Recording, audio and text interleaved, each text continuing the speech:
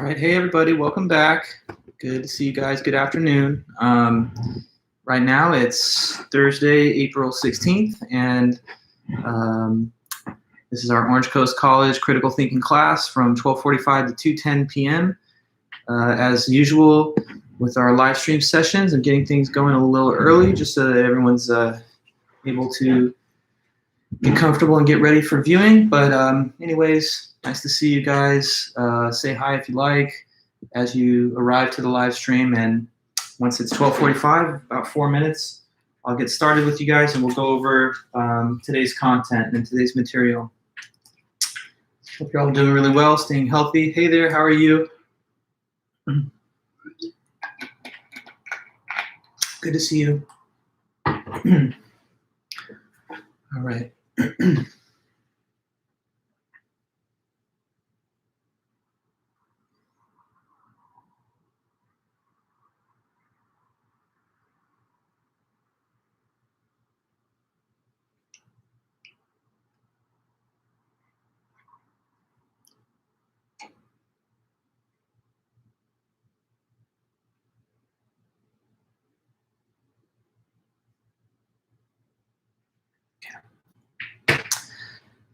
Great.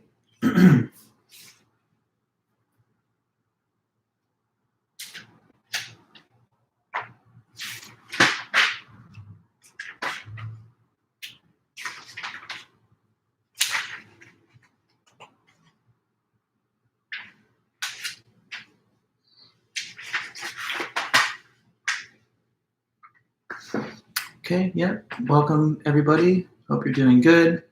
Hi there. Anybody, anytime, just say hi or chime in, comment, anything at all. I'm happy to see you guys interacting, and it's always nice to see the group. Yeah, hey there, Cynthia, Alondra, Wesley.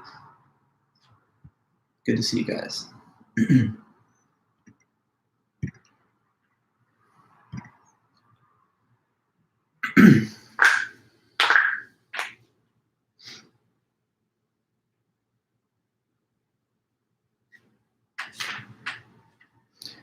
Yes, once we get 2 minutes or so, and then I'll get us going. A couple of things to mention, a couple of quick announcements, and then there's a lecture for today on media and advertising. So we've got a plan set out.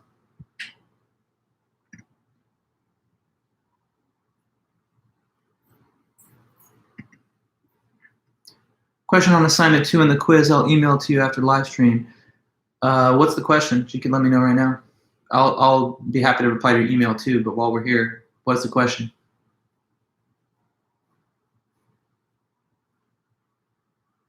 No? Well, you let me know if you want, but I'm happy to answer it.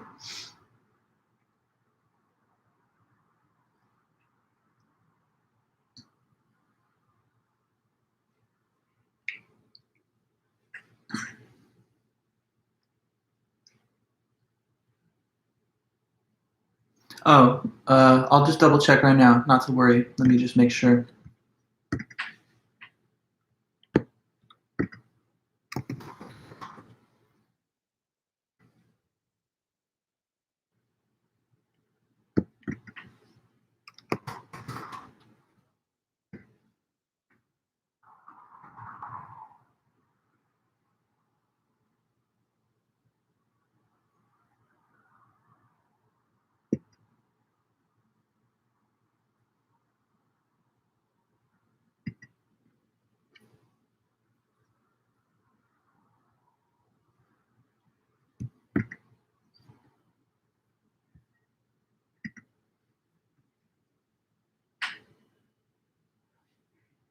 Hello, everybody. Yeah, so about the homework,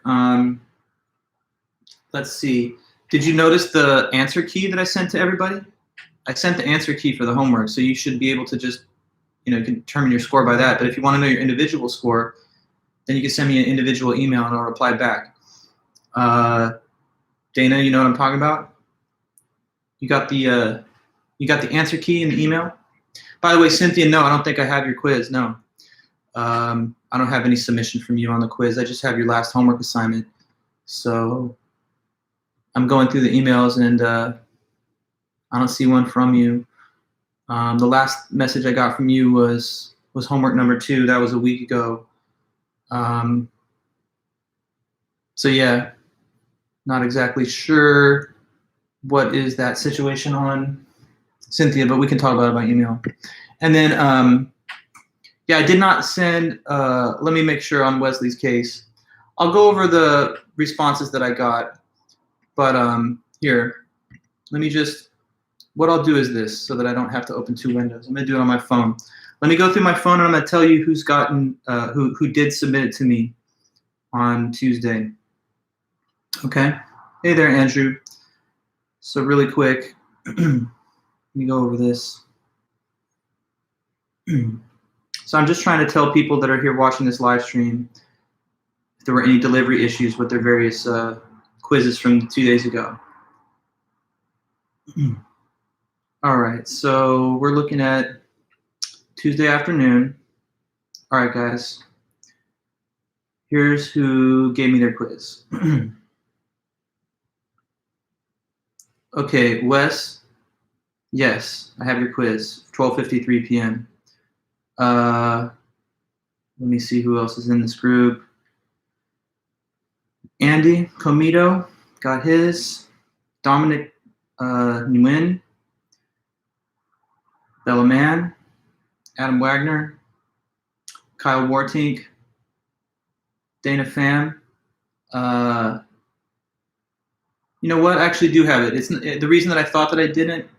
Well, no, I didn't say that. I was talking to Cynthia. Yeah, Dana, I have yours. You sent it in the body of the email, so that's easy enough. Nick Lee, Amber Huang, Jordan Fiskin, James Karian, Kevin McDevitt, Blake Hepburn, Imad Atik, Andrew Goff, Jasmine Coder, Mark Weera Singh, Trinity Estigoy, Sarahi Ordaz, Hilario Morales, Alondra Orozco, Miguel Hernandez, Phi Nguyen, Robert Schlobem,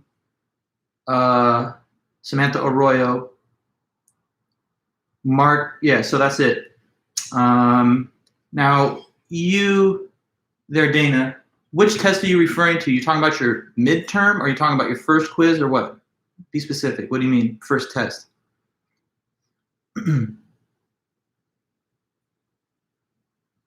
What's your question about? Which one? So I can tell you.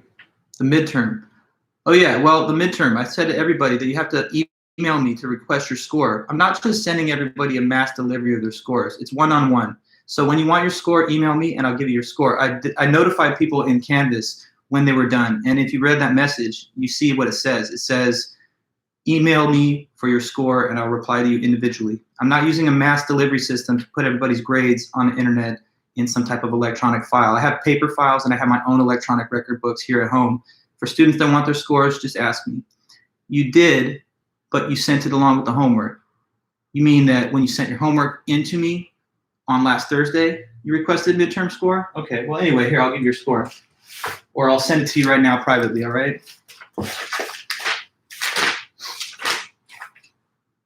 Okay. Just a quick record keeping stuff. So, Dana, right? Okay. Hold on one second. I'm going to send you that, okay?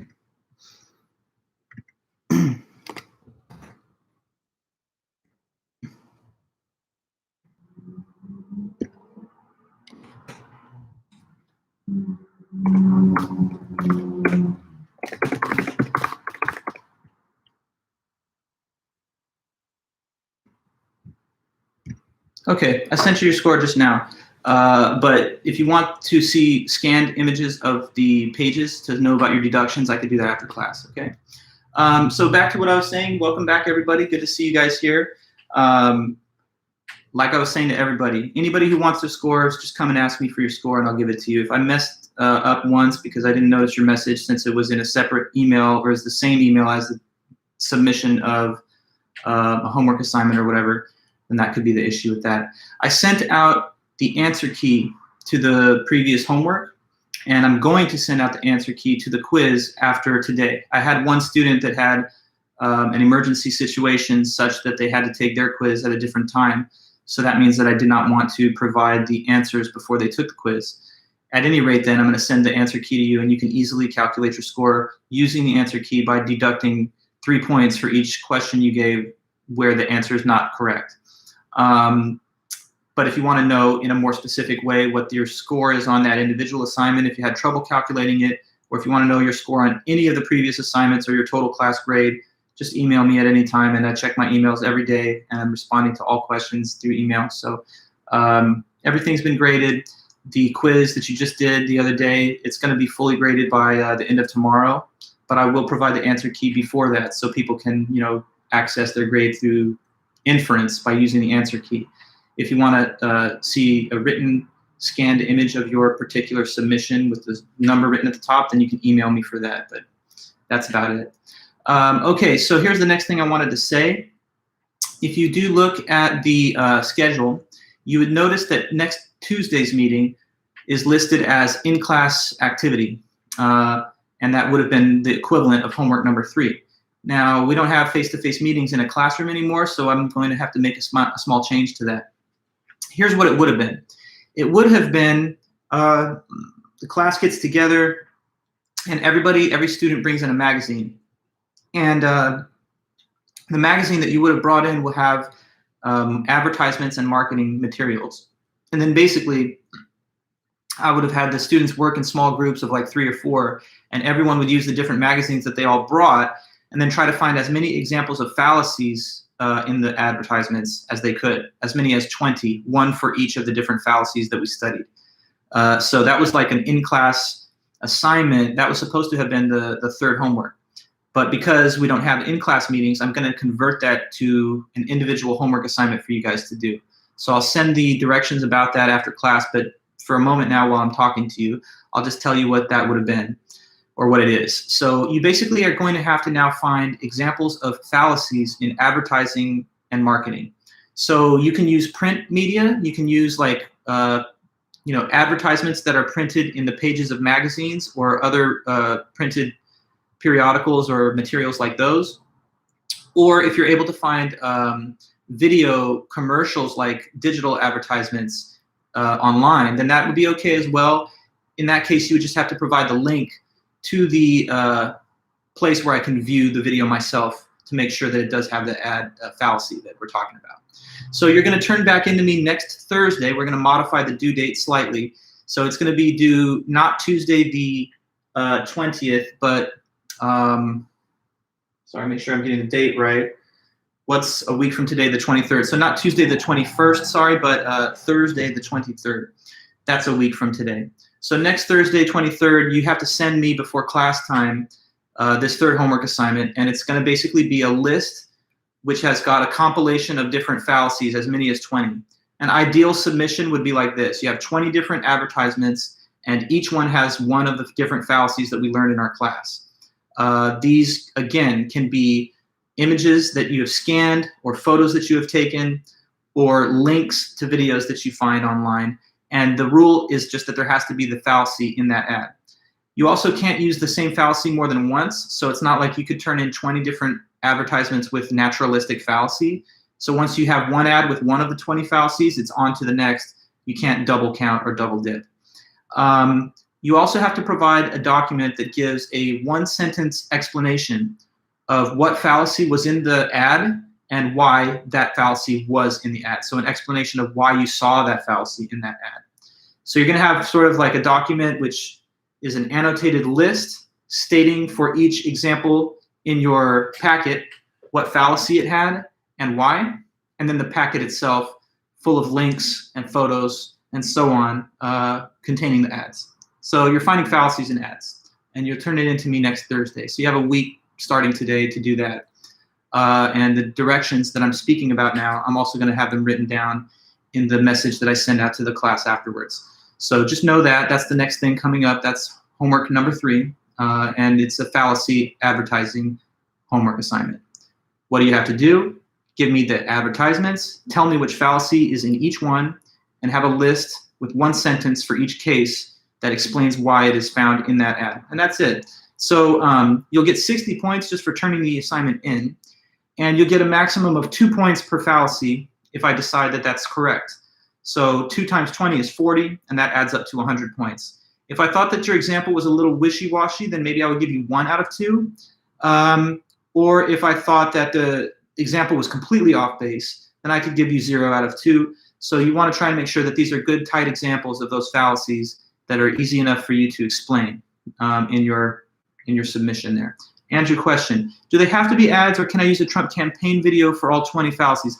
Well, it's okay to use any type of advertising and marketing materials, but they have to be different ones. So if you, for example, found a political advertisement by some politician of whoever party, and you thought there's fallacies in this, or there's at least one, I'm going to just have to require that I limit you to 1 fallacy per marketing impression. So I know that, of course, in some cases you could see an ad which has like 3 or 4 different fallacies in it, but I kind of want you to focus on just 1. So do you understand what I'm saying? 10 out of 10, I could agree with you, but anyways, not to worry. Making sense, everybody? Does that make clear enough sense? So I'm just telling you that, yes, you have to find ads. There have to be fallacies. They can be video or print. They just have to be compiled, listed, and then identified with a description for each case. Any other questions about that? I mean, happy to take them if you do have any others, but that I could help you with, I definitely want to help. So yes, that's just my first thing to say. The due date for homework 3 is a week from today, as I will say in the message, and it's a homework assignment involving the collection of fallacies in ads. All right. So, and then yeah, as I've said before, I already provided the answer key to the homework assignment that was submitted to me last week. So you can use that answer key to calculate the score you got on it, or if that's not sufficient, then do email me and I'll let you know your score, because that's been graded. And then the quiz that you just took this last Tuesday, I'm almost done fully grading it. I will send the answer key today so that you can look at that if you would like. And you can also inquire about your score on that or any other previous assignment if you don't have the score and you want to know more about it. Okay, so hopefully then we're good to go. I'm going to get us started then on today's meeting. Today we have to talk about media and marketing, so it's definitely relevant to the homework that I'm going to have you guys do.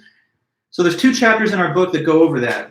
The first one is the first is actually chapter 10 and then chapter 11, but I thought that it's a little bit better to go in the reverse order, just because the information in chapter 11, I think, is more fundamental and sets you up better for chapter 10. So we're going to start with 11, actually.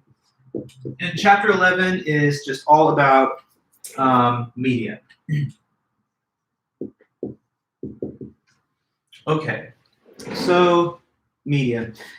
Good critical thinking skills require that we're able to analyze and interpret information that we acquire from whatever source, including from media sources. So we want to learn a little bit just about the basic history of mass media in the United States, learn a little bit about how the media depends on advertising and marketing ad revenue to broadcast their shows on these airwaves. We'll develop some skills for critically evaluating media reports and advertisements. And we'll try to examine the influence that the government has on media reports as well, and the impact of the internet. So just kind of, this is a little bit of a breezy lecture. There's not a ton of vocabulary items like we sometimes have. So I'll have the most important key items up here on the board, but for a lot of the time, I'll just be talking through some of the content of chapter 11 and 10. So, okay, we in this country and really in the whole world, but we're focused right now for the moment on the United States, we take in so much media every single day. And media is simply a word that refers to a medium of communication between 2 individuals, and that can involve all kinds of different outlets. So there's televised media, there's media viewed on one's cellular phone or tablet, or the internet. There's also traditional print newspapers and magazines, music that you are listening to, videos that you watch on YouTube, even, I guess, the fact that you're looking at this through the medium of the communication device using our computer is in a sense a type of media. So I wonder what you think. How much time do you believe the average American spends witnessing or observing media in some form in a given day? It's a pretty amazing number. But what do you think? How many hours a day do you think people are looking at screens, essentially, viewing content that is served to them in some type of media format? You're saying 6? That's a good estimate, and it sounds like it's a lot, right? But it's a staggering fact to know that it's something on the order of between 8 and 9 hours, and that is even before the creation, or not, well, that is even before the pandemic virus that we're all going through, right? So now that we're all like locked away on lockdown in our homes, we're spending even more time consuming media than we even would have before, when it was already at these kind of peak levels. So we take in so much media information that we want to be able to carefully analyze the influence and the effect that it has on us and that it has on society. It's a huge influence, and we want to be able to take control of that and not to be controlled perhaps by either misleading or inaccurate sources of media information. So go back in time a little bit and think about this country as it was before the era of television. Television really only became a staple of the U.S. household in the later 50s and on.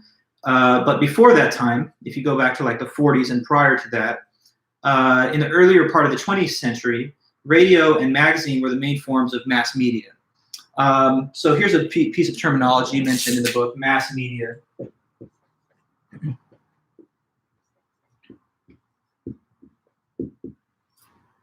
Okay, mass media. So that is just a form of communication that is intended to reach a large national or international audience. So form of communication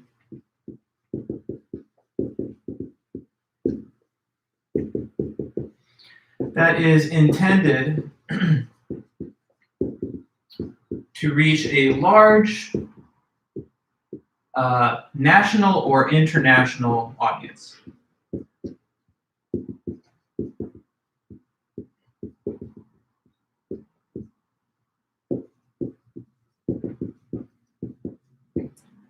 Okay, so that's mass media. It's put out there for all. It's not tailor-made for a specific demographic or category. So it's disseminated broadly, and it's intended to reach as many people as possible. And it's not, again, constructed in a way that appeals only to some individuals but not others. So when you think of like major media outlets, ABC, CBS, NBC, CNN, these are media organizations that are not catering to, let's say, only one type of person or one demographic group within the country, but they're broadly produced and disseminated to reach and influence as many people as possible, perhaps everybody. That is to be contrasted with what's called niche media.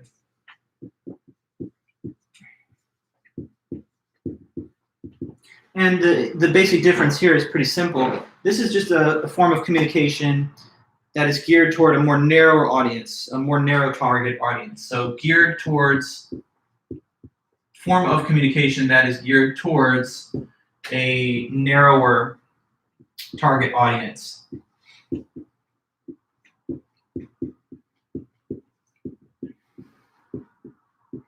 Okay, so when you think of niche media, think of, for example, media outlets that are trying to appeal to a more restricted domain of people, maybe a specialized group. So like, I don't know, guns and ammo just for people that are outdoorsmen that like to hunt.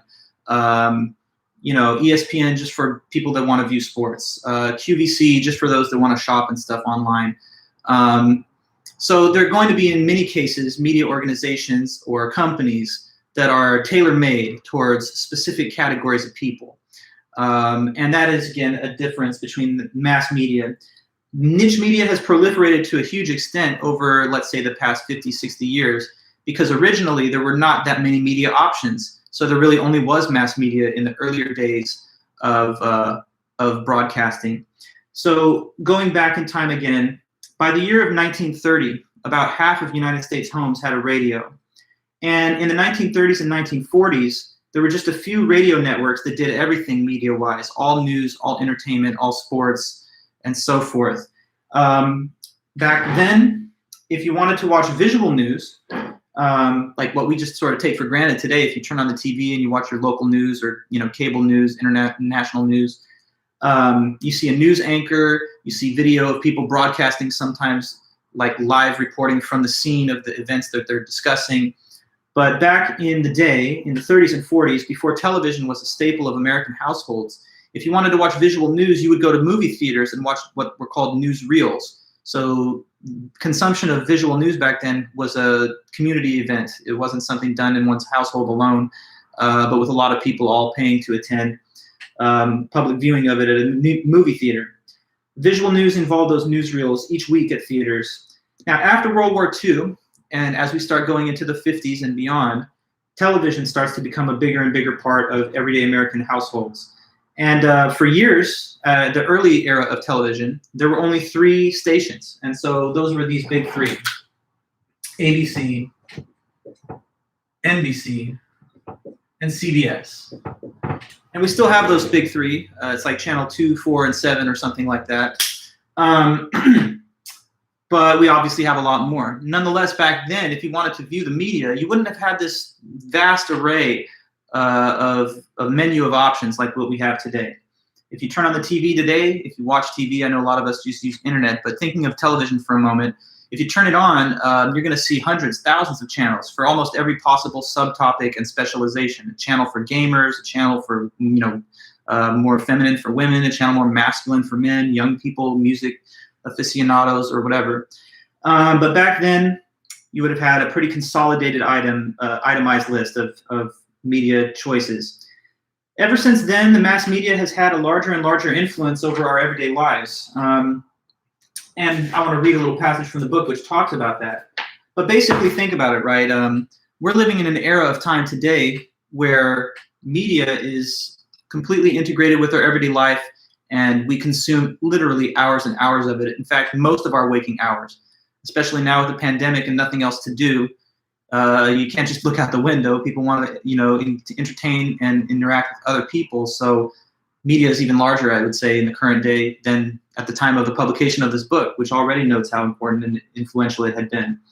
But if you lived in previous generations of human history, it would not have been this way. Your ancestors, even your grandparents and stuff, living in the era of earlier television, would not have been able to self-select a diet of media options that would have kind of reflected only their perspectives and sensibilities. It's taken over more and more influence from traditional roles that family and educational institutions would have done before. So if you wanted to inform yourself about something and you lived 150 years ago, apart from the newspapers that existed in the day, you would have studied it in school or learned about it through your community or family. Now the media takes over for a lot of the roles that these traditional human institutions used to do. So children are raised on a media diet. And here's what it says in the book on that. So even after television made its appearance, for many years there were only 3 national stations, ABC, CBS, NBC. The increasing presence of mass media in our culture has changed our lives. Since the 1950s, more and more of our experiences have been shaped by the corporations that control the media, rather than by family and educational institutions on which previous generations relied. So we want to therefore be very mindful of its influence on us and to take a critical approach to it, because we don't want to be controlled, but be in control of our own lives, and not to be allowing it to exert undue influence over us when reports are inaccurate or misleading. Nowadays, cable, digital, mobile, and internet give us far greater media choices. Audiences are more specialized, and there are a lot of specialty networks for every stripe of person. But, and I think maybe, Andrew, this is kind of what you're hinting at with your last comment, there's this somewhat disturbing trend that seems to be growing of people selecting their media options based on their political ideology. So, we have sometimes confirmation bias, right? Only wanting to seek out information that reaffirms the things that we already believe. Combine that with the availability of a million different media outlets, at least a few of which are going to reflect your perspectives. And then now you have a recipe for people only seeking out information from friendly media sources that don't challenge their beliefs or tell them that they are wrong. If you had been living in 1940, 1930, 1850, any previous generation, you wouldn't have been able to go to like the liberal media or the conservative media. There just would have been the media, and there would have been, standard gatekeepers of disseminating public information that would have had a little bit more control over the content. So what that kind of causes to happen is that people get splintered off into silos of like-minded opinion, echo chambers as they're sometimes called, and they're able to completely eliminate from their awareness the consideration of alternative ideas. So, a person can isolate themselves within a community of like-minded opinion by only seeking out media sources that reflect their antecedent beliefs and prejudgments on what's right and true. In the best case scenario, we would be willing to take view of media from a variety of sources, not just those that align with what we already assume is true. We also see this disturbing trend. Fewer and fewer corporations have consolidated more and more control over the overall news media. So even if you go back to like the early 80s, there were like over 50 companies that jointly owned most of the media production outlets that we would use to consume information from. But by the time we get closer to the current day, 2014, there's just a handful of companies that do those same jobs. So you might worry about monopolization by a couple of big companies over this vast empire of media conglomerates. Here, I'll read to you about that in the book as well. So it says here, in 1983, 50 corporations controlled the majority of news media in the United States. But by 2014, the media was controlled by just 6 corporations, including Time Warner, Disney, Rupert Murdoch's News Corp, Bertelsmann, Viacom, and NBC, which is owned by General Electric. So when you have only got a few big companies that produce all this media, you might worry about the quality of the content that's given. For example, the interest in maintaining advertising revenue, which the media production companies use to broadcast their television shows and radio shows. To keep these advertising dollars flowing, you need to attract people that want to air their products during your intermissions and breaks, right? Commercial breaks. But suppose that one of your corporate sponsors for your media production empire is selling a product. Are you really going to, let's say, provide information to the public about the harms this product may possess? So say, for example, Coca-Cola is like a big corporate sponsor of a television station's news show. And during the commercials, you're seeing, ads that say buy Coke. Do you really think that that news corporation is going to run the hard-hitting expose on the harms of sugary drinks, the way they contribute to an obesity epidemic, or the influence that the lobbyists of big soda companies have over public health and school lunches and stuff? Are they really going to run those hard-hitting stories? Maybe not, because it would tend to run counter to the profit incentive of the companies that are advertising. So you could argue that in some cases this invites mismanagement of news content by editing away and censoring from the public information that would have allowed them to make better consumer choices. So that's an issue for sure. There's also this somewhat concerning fact that a lot of these news media corporations straight up donate to political campaigns, and that they, in many cases, have armies of lobbyists which are trying to work their will up in the halls of government. So, you might worry that there's a political agenda in some cases that is being advanced by some of the news media, and you have to find facts about it because they're, of course, not going to investigate themselves and report on those things sometimes. And that's mentioned in the book as well. So it says here, in addition to influencing public policy through their productions, news media corporations also try to influence policy directly by donating millions of dollars to congressional campaigns and tens of millions more to lobbying efforts. Television radio frequencies to send and receive messages television, radio, and wireless internet all rely on airway radio frequencies to send and receive messages. Media lobbyists have tried to persuade Congress to privatize those airwaves, which are currently regulated by the government through the FCC. So you might also worry about lobbying efforts and contribution to political campaigns by some media outlets. And independent watchdogs would be the ones to look for facts and information about how those dollars do get spent, because it's a matter of public record, but it's not something that they're obligated to report on either. Okay, so how about this? Since the year 2000, traditional forms of print media and television media have declined over 30%. In fact, they were reaching peak levels of saturation at around the turn of this century, print media and the television media. But it's declined over 30% since then. And I wonder if you had any guess as to why. I think it's easy enough to guess why. Why do you think in the 20 years since 2000, there's been a 30% decline in the consumption of print media and televised media. What's replacing that, or what's the reason you think it's going down in numbers? How come? What could that be? Anything happened over the last 20 years that maybe is causing people to not read as much printed media, like a newspaper? What do you think would be the reason? It is the internet, yes. Internet and smartphone technology, but these are all kind of the same. The rise of the internet and digital media and social media has caused a trend where we're consuming more news online than we are either through television or through print. So the rise of the internet and digital media and social networking has contributed greatly towards that. In fact, nowadays, a lot of times people will get their news from social media, from links that other people post to their timelines or feeds.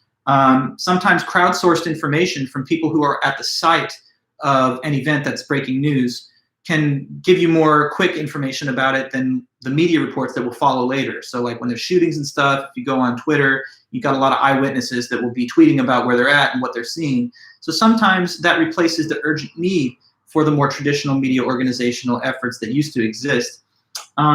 There's also labor costs of news reporting, and some of these media corporations have been able to save costs by de-emphasizing the role of traditional journalists and replacing it with this crowdsourced information that comes from online. There's also a trend, a growing trend, where people are engaging less and less with hard news about policy matters and more towards lifestyle, entertainment, sports, and gossip.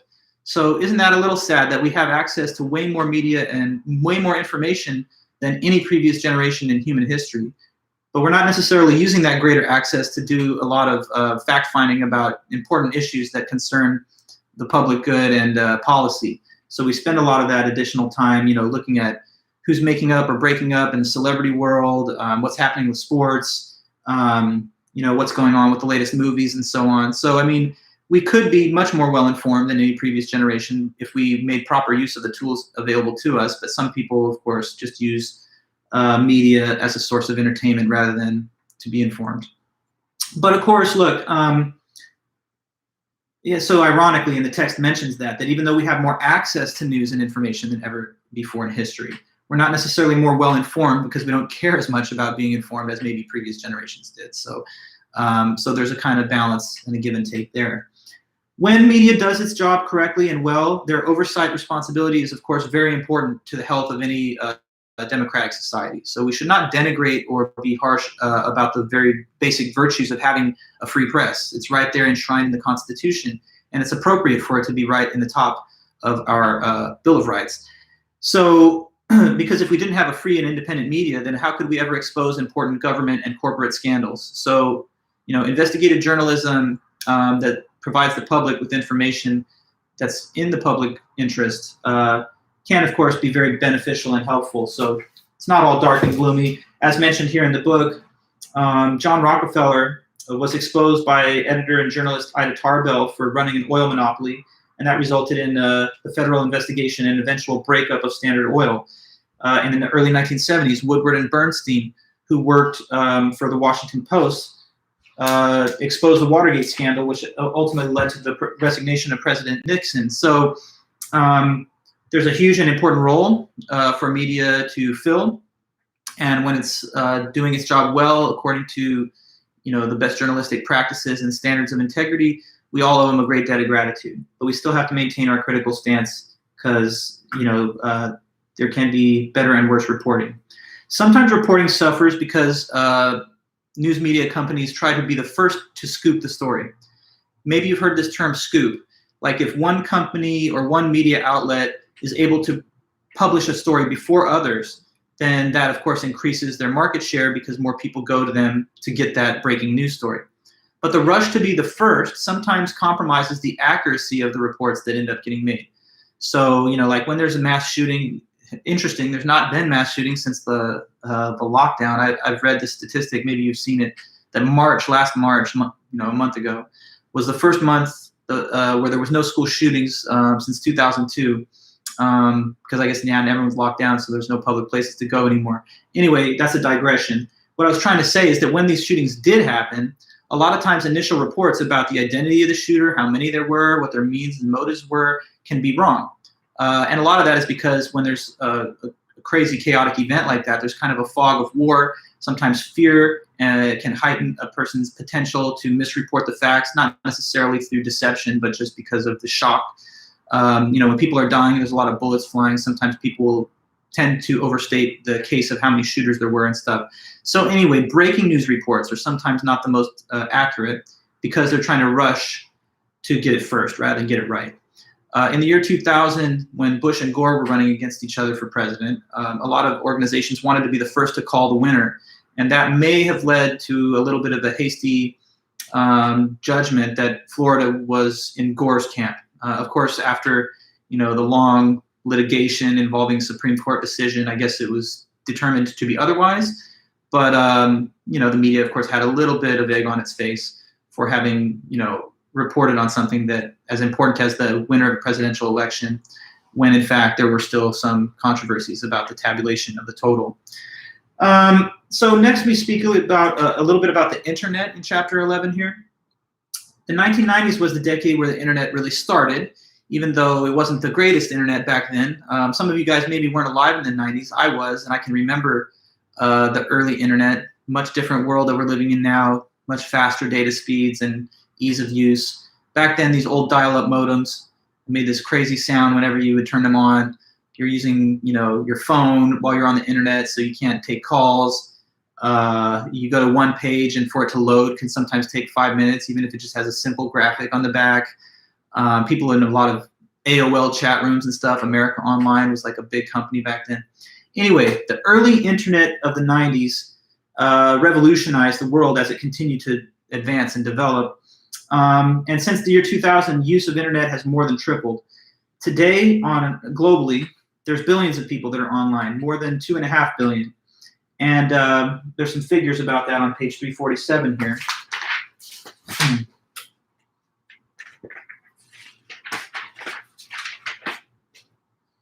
Yeah, so the 90s were dubbed the decade of internet. With an explosive growth of web, email, and electronic commerce, internet use has more than tripled in the US since the year 2000. As of 2015, more than 3 billion people worldwide were internet users, including 88% of North Americans, et cetera, et cetera. As of January 2016, almost half of the world population are internet users.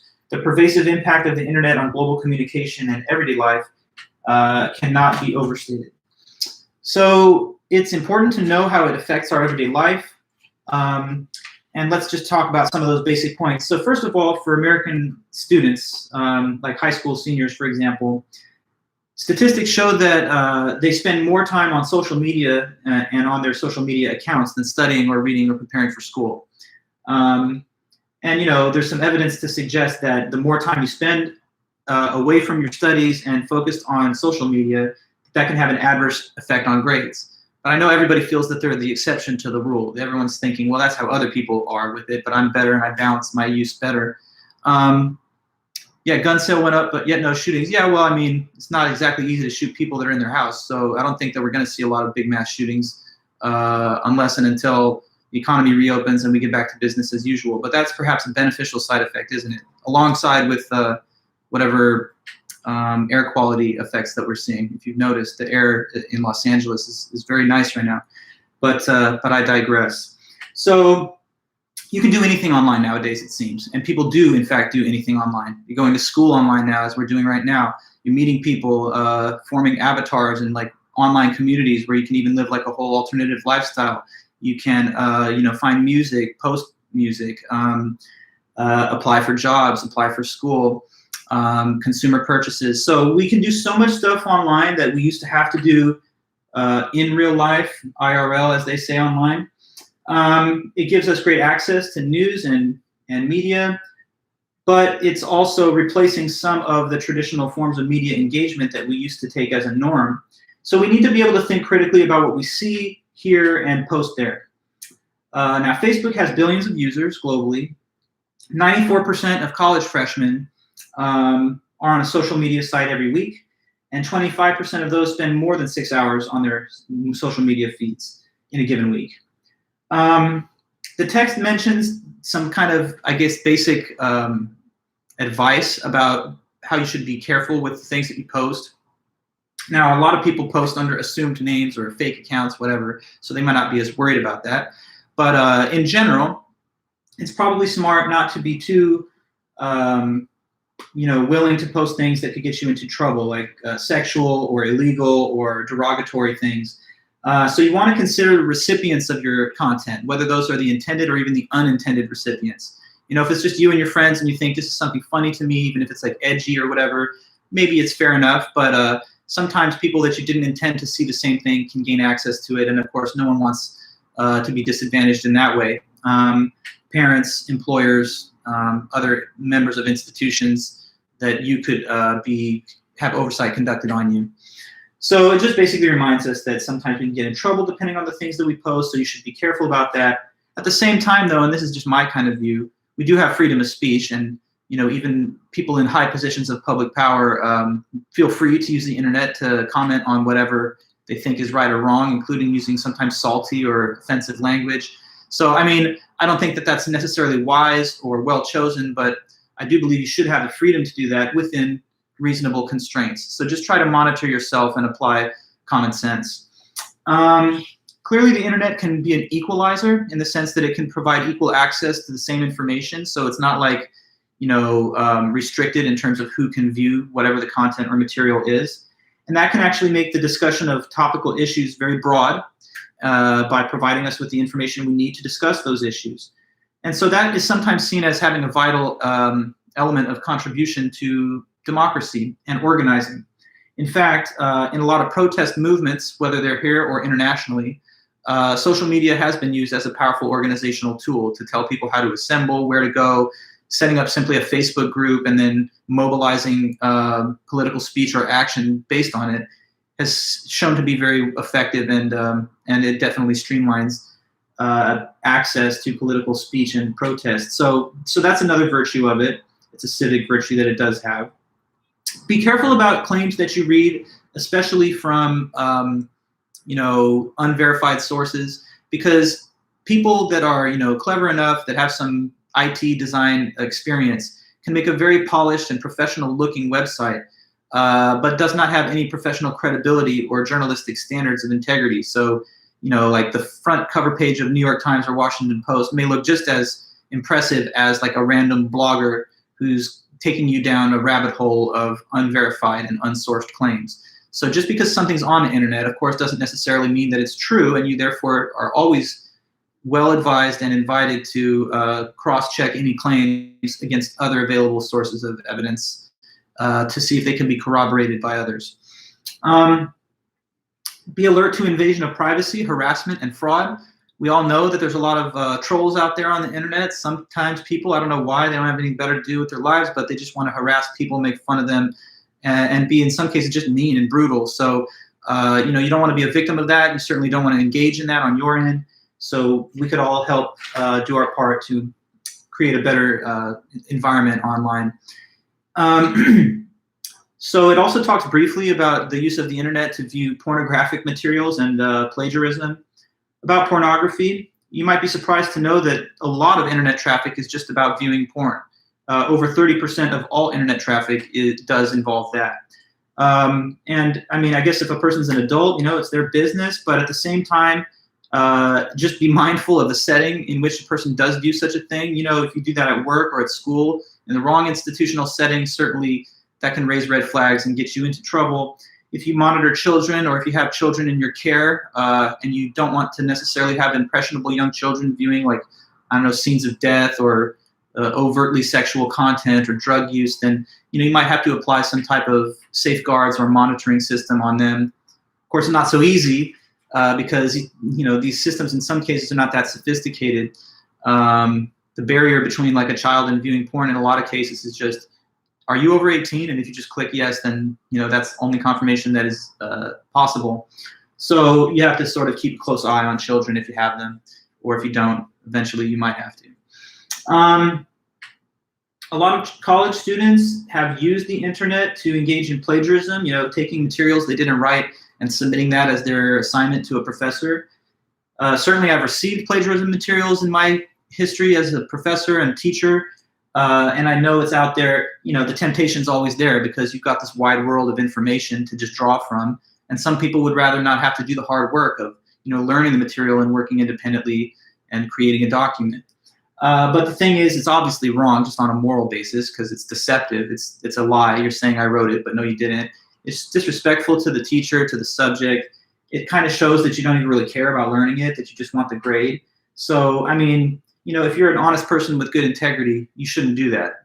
Furthermore, you're probably just going to get caught if you do it. So it's not wise, and that's one perhaps negative side effect of proliferation of internet that I guess we just have to live with and deal with nowadays.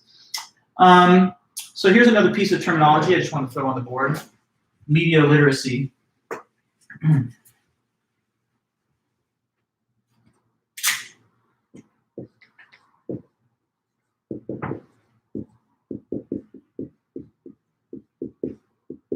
Okay, media literacy is simply the ability to understand and critically evaluate the influence of the media.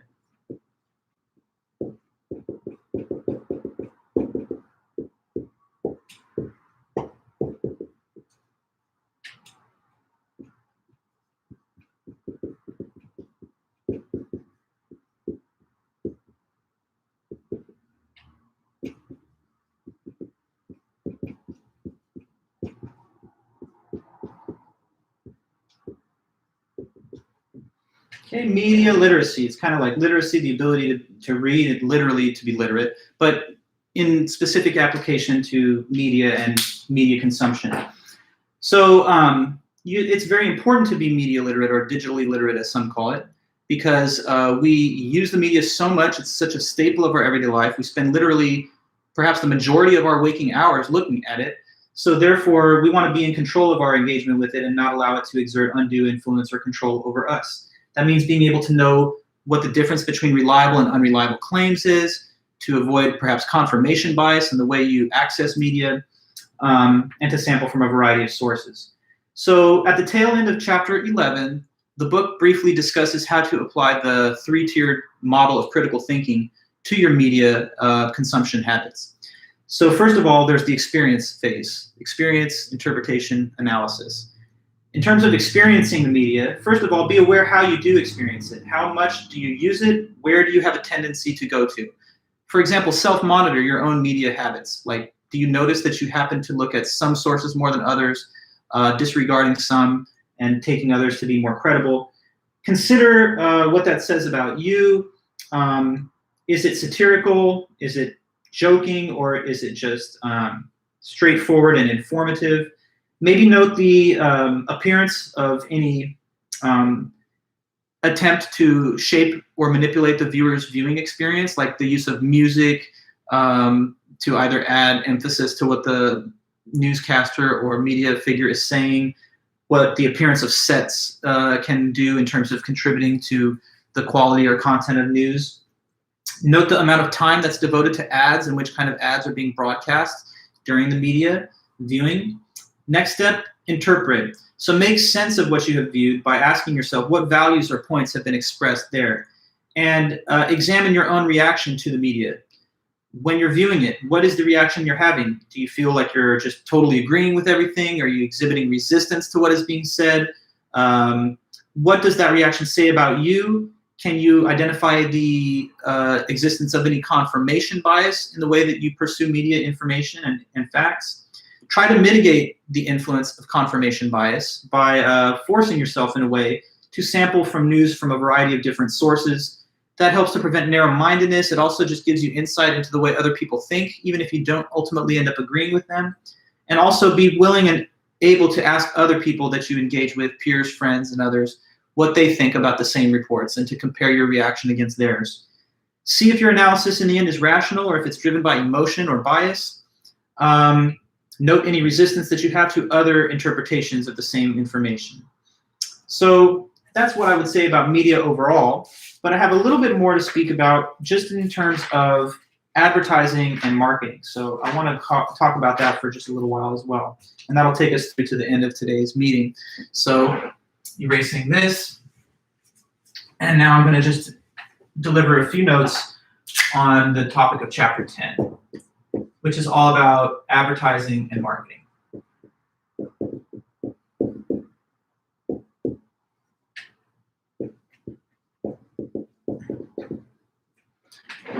Okay, everybody, advertising and marketing, that's what we're going to start to speak about right now for a minute.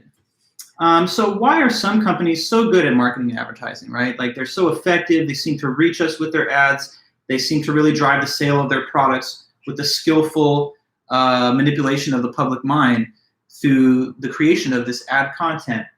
So we're going to learn a little bit about the marketing strategies and critical thinking skills that are needed for both making good ads, but also as a consumer, being able to see through attempts that ads make to sometimes manipulate our viewpoints or to sell us products and services that we did not really need or would not have even wanted if not for the clever and effective outreach of the ad. So advertising and the media. Now there are three big purposes of ads. So I'm going to put those here. Three main purposes of ads.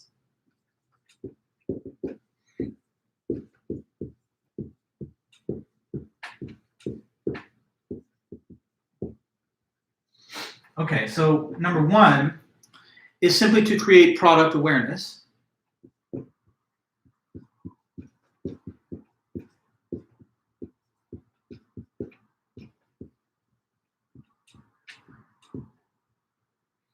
Okay, and we're going to talk about each of these in a little more depth, but I'm going to put them on the table first. So one main purpose of ads is simply to create product awareness. And then a second main purpose of ads is to inform a consumer about a product or service.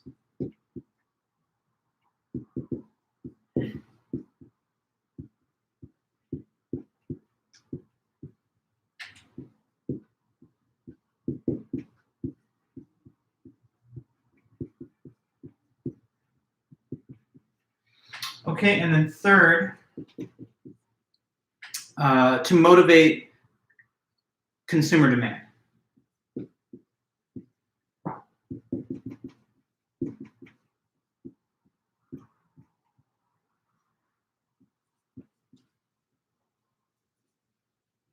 Okay, so we see these three main points or purposes behind advertising and marketing. And let me just try to explain. So first of all, creating just product awareness. Sometimes what advertisements do is they don't even really say anything about the product or why it's good for you or why you should want to have it. They just kind of want to remind you, hey, remember this product? Just be aware that it exists. So like say you're driving around and you see a big billboard which is just for Coca-Cola. And so on the billboard, you see the classic Coca-Cola logo in that cursive font set against a red background. It just says Coca-Cola. Now that ad is really just reminding you that this beverage exists. It's not telling you, here's why Coke is the best. It's not like one of those taste test ads that's like, oh yeah, this is a way better flavor, or I can, it's less filling. It's not telling you about the suitability of the product to your needs or interests. It's just telling you, hey, there's this product. Like when you have logos embossed on clothing and stuff, you could sort of see the clothing itself as like a walking advertisement for the product. I mean, like I'm wearing a Lacoste shirt, so you see the little alligator right there. Or if a person's wearing, like, I don't know, something with Nike, you see the swoosh. If you see the three stripes, that's Adidas. So those are branded logos embossed on the clothing or products, whatever they are. And those, of course, remind other consumers out there seeing it that, hey, that's that product again. And next time I'm buying something of that kind, maybe I'll be aware of it and I'll decide to buy it too. Okay, so sometimes ads just remind you, here's the product, here's maybe its logo, here's maybe its name, and that's it. And it's a very minimalist, attempt to get in your head and remind you that it's out there. So maybe you'll buy it. Another main purpose of ads, and this is a little more of a traditional, perhaps more old school way of advertising, is to talk to you about the product or service itself and why it might be good or suitable for you for some need you have. So when the advertisement is like, there's a car commercial and they start listing all the features. They're like, this car has a great safety record and, look at how it has, the best performance in tests when you compare it to other cars with the same number of cylinders in the engine, So they'll start talking about the performance of the car, some of its amenities. And in that case, they're trying to tell you, here's the facts about the product or service that makes it a good product or service. If it was like a beverage commercial, they might say, we are introducing this new flavor, and this new flavor is even cooler than something we had before. Have you tried strawberry Coke or whatever? So now they're trying to tell you facts and information about the product to get you interested in it. Tastes great, less filling, stuff like that. They're giving you arguments, as it were, about the desirability of the product for some reason that you might want it for. Now, the third is to motivate consumer demand.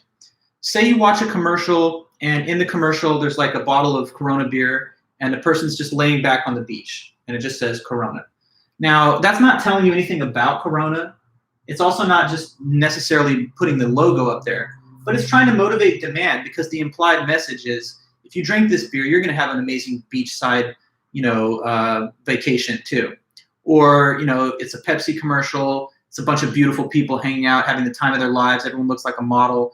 And, it's just trying to motivate demand for you by making you think that if I buy this product, I'll be one of these beautiful people having a wonderful, happy life too. So another case could be, you go and you buy a cereal in the cereal aisle, and the box says, buy this cereal box and you have a small percentage chance to win a vacation or something. Well, we don't go on vacations anymore, but they used to say those kinds of things. And so that's trying to motivate demand, not by telling you how good the cereal is or what its flavor is like, but just by saying if you buy it, maybe you're entered into a raffle of some kind.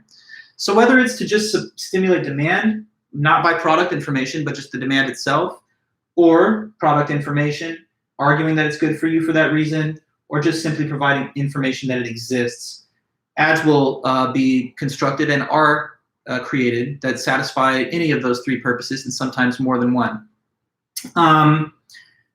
So by its very nature, advertising is trying to make a persuasive case to you. It's trying to say to you, you should buy the product. And therefore, you can kind of look at every single ad as, in a way, an informally stated argument. The conclusion of the argument of the advertisement is, therefore, you should buy this product. So the premises are whatever information given in the ad that should make you want to buy it. So if it's like an insurance company like Geico, and they say, I saved whatever, 15% by switching to Geico, that's the reasons they're giving you that, therefore, you should be a Geico customer. So you can kind of identify fallacies in ads by thinking of them as implied arguments toward the conclusion that you should therefore buy the product. And if you see any fallacious reasoning in the way they try to lead you to that conclusion, then that's where you will be able to identify, cases of fallacious argument in advertising and marketing. Ads appear in many familiar settings. We cannot really seem to get away from them. They're on our clothes, they're on billboards that we see in public, they're on TV, they're on the internet. Sometimes they're sent to our phones randomly, I don't know.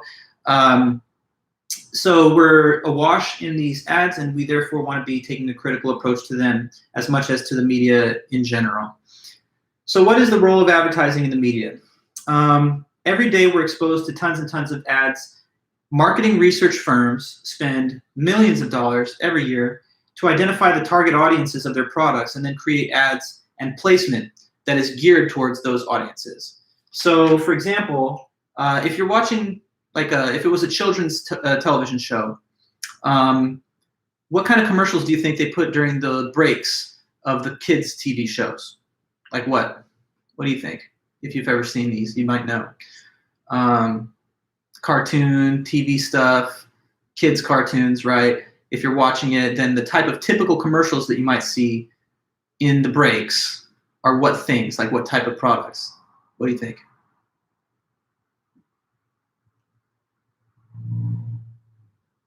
What could it be? I know we don't all watch TV a ton, but let's think about this.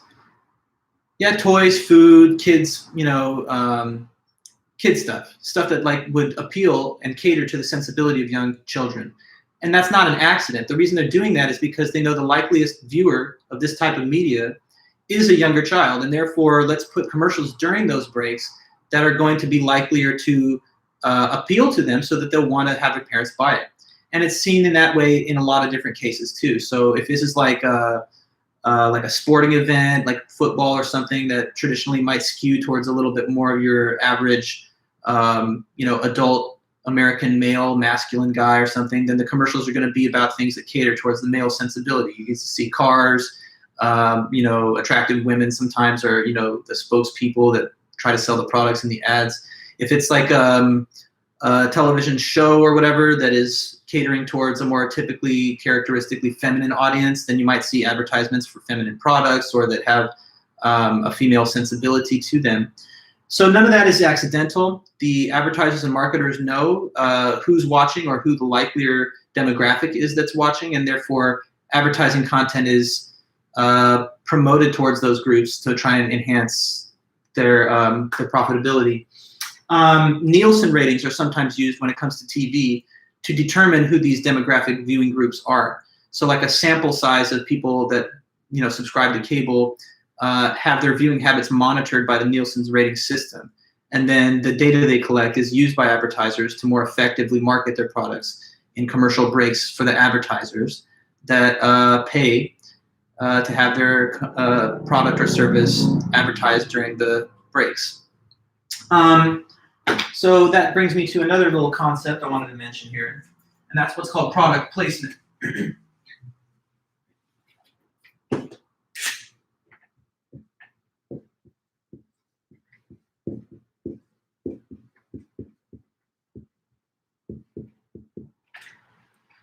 Okay, so product placement, what is this? Product placement is just when the product is placed in the programming itself instead of during commercial breaks.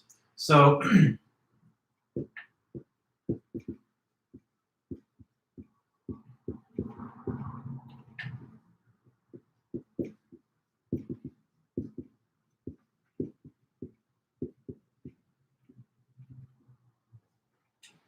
when the product is placed in the programming itself instead of during intermissions or breaks.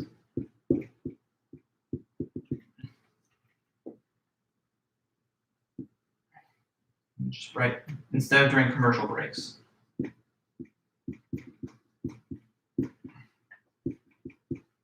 So one very clever and effective marketing strategy is this, product placement. This is seen when you're watching some kind of media and the programming itself has a product in it that's being advertised. And this always happens through a licensing agreement between the producer of the product or service and then the media production company that puts it in their show or event that they're broadcasting. So like, for example, American Idol for a long time had this agreement with Coca-Cola, so they'd be drinking Coke, the judges, while they're watching, the people do their thing in American Idol. And you might think, oh, that's just a coincidence. They happen to be drinking Coke, but no. There are sophisticated licensing and legal agreements that have to be agreed to for that product to appear on the airwaves. So there's an agreement made between Coca-Cola and American Idol, and it works out for both. Coca-Cola gets their product placed in the program, so it kind of is like functions as an advertisement. And then the money that they receive, or the money that they give to the media company to allow them to put that in there, helps them to pay for the distribution of airwaves to the public. It's seen in movies sometimes too. If you're watching like a James Bond movie and character brings out a laptop and it's an Apple MacBook Pro and you see the characteristic logo of Apple there, then that's product placement in the film. And it's trying to get the viewer of the film, in this case, to take an interest in Apple products. So that's seen very widely in a lot of media, film, television, and otherwise. It's effective because a lot of times people, they find ads annoying. I'm kind of one of those people. I don't really prefer to watch ads. If I wanted to see an ad, I would search for an ad. I don't kind of like the idea that ads are just given to me when I'm really trying to watch something else. So I'm one of those people who, if it's like a TV and ads come on, I'm going to switch the channel to some other channel so I don't have to watch the ad. Or if I can't find a channel where there's no commercials on, I'll just mute it so I don't have to listen to the commercial until the programming is back. I'm another, or in the case of internet, if I put on a YouTube video and I just want to watch it or whatever, and I start seeing that there's some sponsored ad at the beginning that I have to sit through, I'll try to skip it as soon as I can, or maybe I'll just mute it, or I'll open another window, do something else for 5 seconds. But here's the thing. You can't get away from the advertising impression if it's in the content of the programming itself. So it's not like when the movie is on and James Bond brings out an Apple laptop or starts drinking a Coke that I could or that anyone can say, well, you know what, that's it. I'm not watching this movie because I didn't come here to watch a commercial for Coke. Obviously, you paid for the film, and so despite the fact that there's some advertising and marketing impressions in there, you're still going to sit through it. So these are like ads you kind of can't escape. They know they have a captive audience because you're interested in the programming that you've decided to watch. What about children? There's a lot of influence that advertising and marketing has on children. Children watch a lot of digital media, whether that's TV or nowadays internet. They're watching as much as 4 hours a day. We're talking about children K through 12, right? And that adds up over time. Over the course of a year, a child is going to see something along the lines of 40,000 different advertising impressions in that year, or around 5 hours of advertisements in a given week.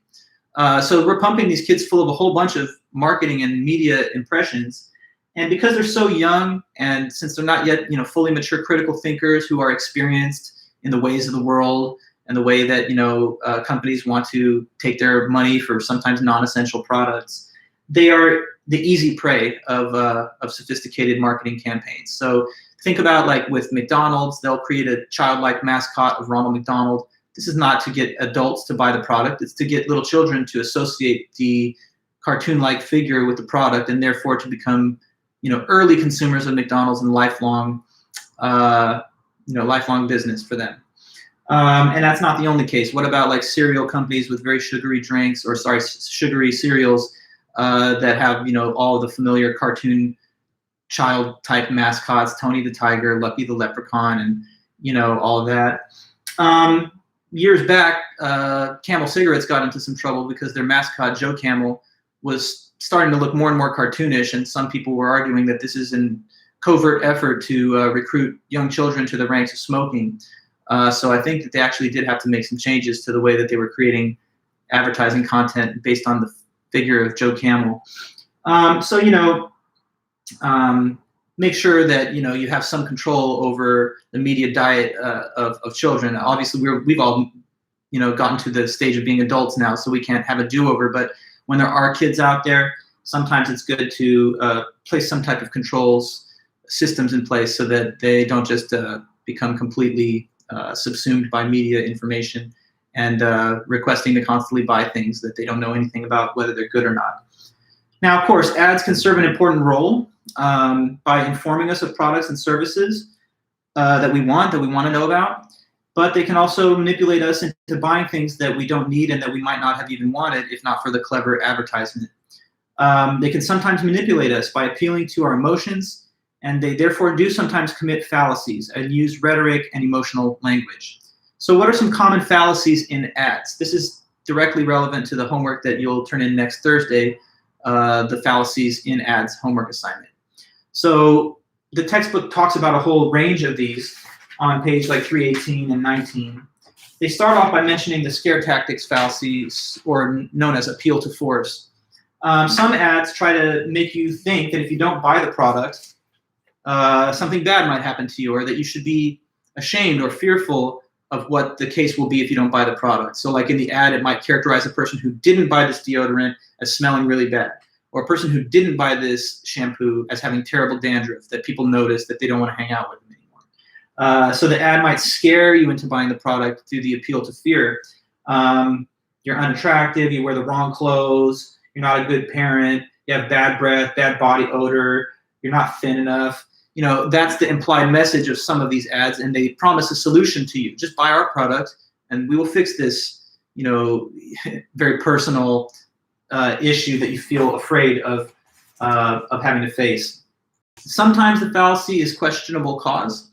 Okay, so sometimes they'll make it appear as if you buy this product, immediately you'll just become smart, well-liked, popular, socially successful, professionally successful, having a successful romantic life.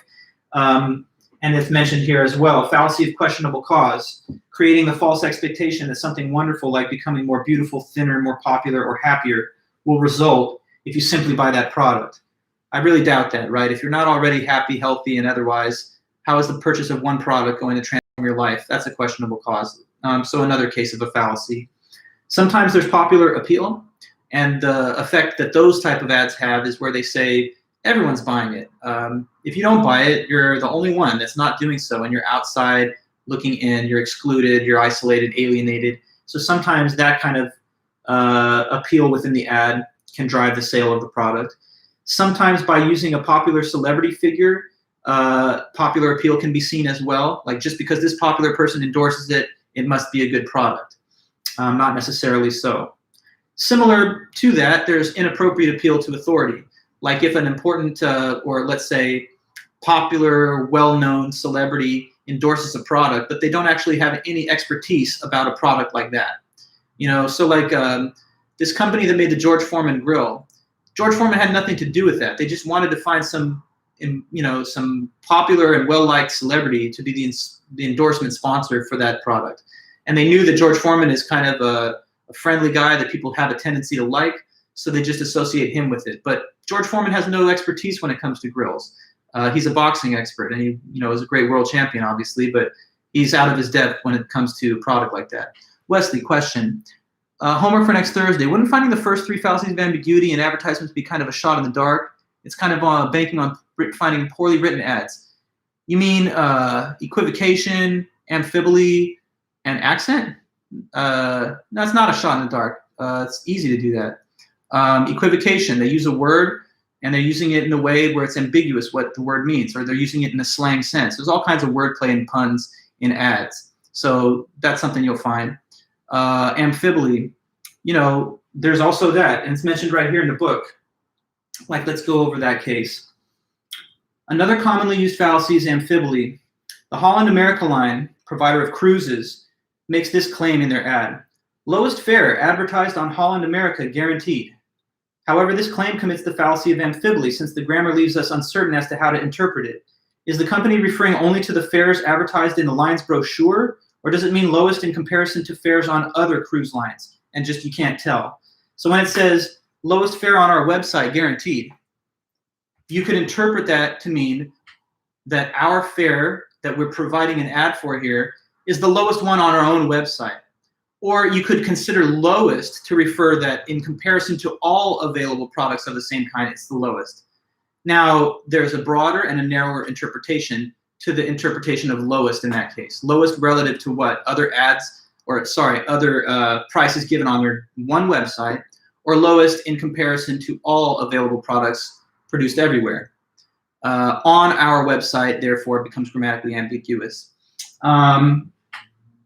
So yeah, and in the case of equivocation, there's just a lot of ads that try to use humor where it's like, he thought it was cool, so he bought Cool Mint, like something like that, Cool Mint gum, super cool. In that case, it's using the word to refer to, like, I don't know, the cool minty flavor, but also the popularity of being cool. Definitely this assignment's been given to students that only had one class period to find the fallacies, and just in the 75-minute span, or in your guys' case, I guess 85-minute span, the group working together will find all 20 in a lot of cases. So since it can be done in 85 minutes, I think you having a week where the advertisement claims a universal claim based on limited facts or an unrepresented or biased sample. Here, for example, we see some cases like that. Get to that, yeah. So sometimes women are portrayed in stereotypical ways, or men, or certain racial categories. So the use of stereotypical thinking can be seen as one element of hasty generalization.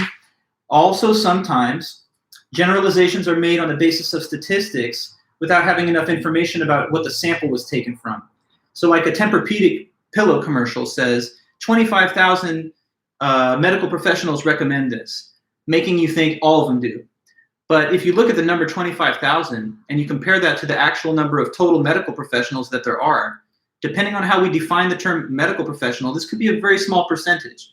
For example, there are 700,000 physicians and 2.8 million nurses in the US. If we just took those two categories, 25,000 is less than 1% of them. So sometimes broad claims about a product will be made based on limited sampling, and that could be another hasty generalization case. Sometimes the naturalistic fallacy is seen, and that's quite common. That's whenever the ad says, look, this is natural, or this is green, or whatever, and therefore it's good. You'll see like cigarette companies I've told you about before advertising their product as natural tobacco, as if that means that it's not harmful or addictive. Sometimes rhetorical devices and misleading language are used. Euphemisms can be used to try and enhance the desirability of a product, talking about it as fresh, cool, light, happy, joyful, talking about the car that's old as classic, talking about the house to be rented that's too small as cozy. Euphemisms, therefore, are another common tactic in ads to try and shape our views. Sometimes it's hyperbole. There used to be a little marketing slogan for NBC that it was must-see TV on Friday nights. It's not really that you have to, though. It's not necessarily must, but the hyperbolic statement makes it seem like it's vital. Sometimes there's bad analogies. Like, for example, Chevy used to say, or they still maybe say, like a rock. But there's no real relevant similarities between a car and a rock. Certainly what they're trying to trade on is the notion of durability and stability that a rock kind of connotes. But a car is something that requires maintenance, and it doesn't last forever, and its parts need to be replaced after time. So it's kind of a false analogy, you might say, in that case. So obviously, ads can sometimes be critically viewed as having some potential to harm by using manipulative tactics to create markets for non-essential goods that you might not have ever needed or even wanted if not for the ads.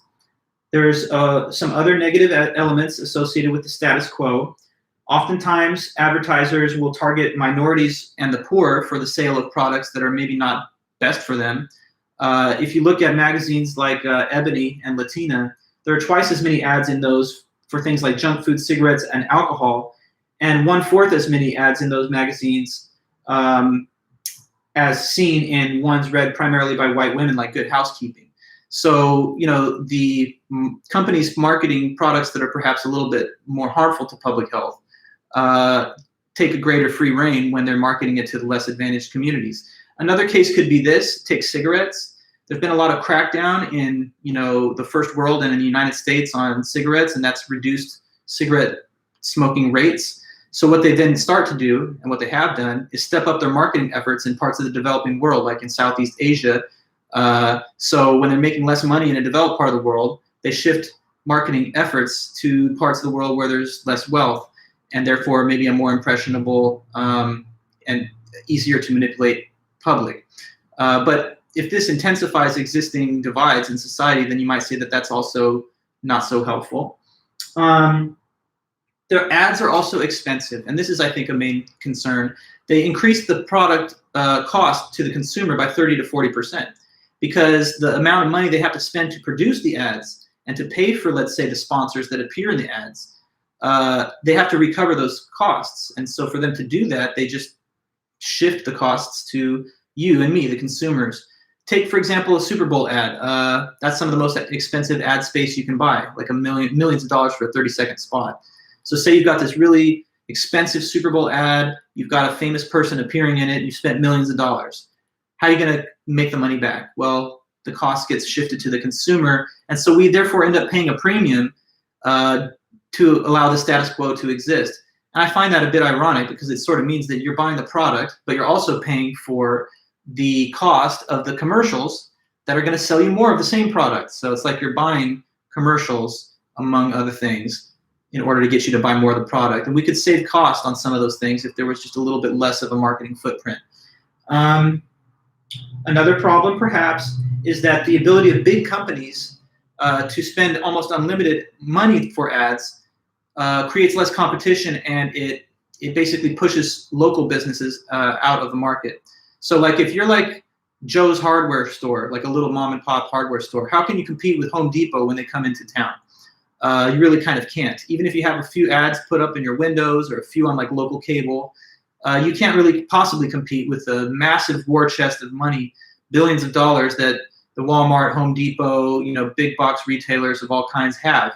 So what that does over time is it pushes more and more small businesses out of the marketplace. And then we as consumers have fewer and fewer consumer options to choose from. In a robust free market, you'd actually like there to be a little more competition, perhaps.